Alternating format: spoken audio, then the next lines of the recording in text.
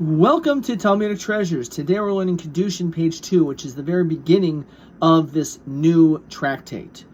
And on this, Rav Shimon asks a question.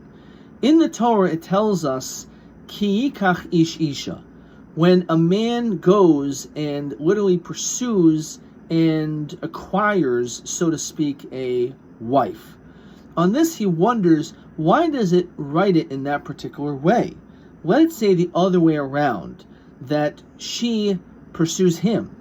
On this, he says that it teaches us the mannerism of how a man and a woman are supposed to look for one another when it comes to getting married.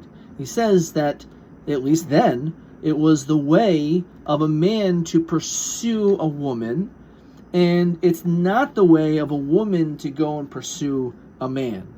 More that the man is the active party, the one who's taking the initiative, if you will, to try to get married, and the woman is the one who is there. Of course, she has the right to accept or not accept.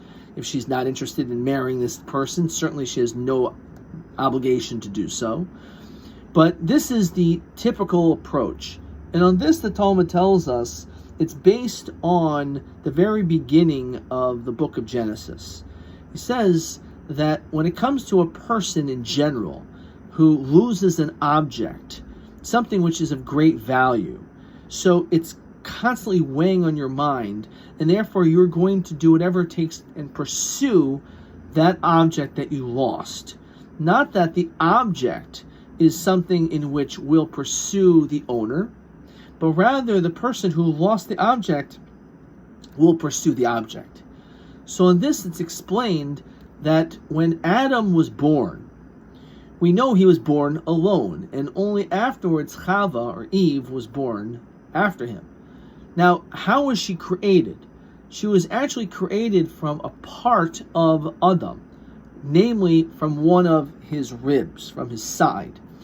So, interestingly enough, that when it came to the relationship of the very first man and woman who eventually became as husband and wife, she was pursued by him because he lost something of great value. Part of him was missing, and therefore he needed to go out of his way to find that which he was missing in his life. And that is the symbolism of the marriage. Interestingly enough, this is also the reason why when it comes to marriage, the actual obligation is for the man to give something to the woman. The man is the one who is the active giver, and the woman is the one who receives an object. We typically think of it as a ring. It could be something of any monetary value, but it's something that he gives to her. It's not something that she gives to him, because he is to recognize the great value in this woman and what she's able to contribute to make him, so to speak, a complete and whole person. And therefore, for that reason, just as Adam and Eve, that is how it was. This is also, even perhaps in 2023, the way that we are supposed to envision marriage. For a woman to be very pushy and dominant, that is not really the characteristic of a woman who is feminine. A woman who is feminine, not that she's submissive in the way that she just listens to whatever the man says, but there is this concept that the man is the one who pursues the woman. And by doing that, it also shows that she has value.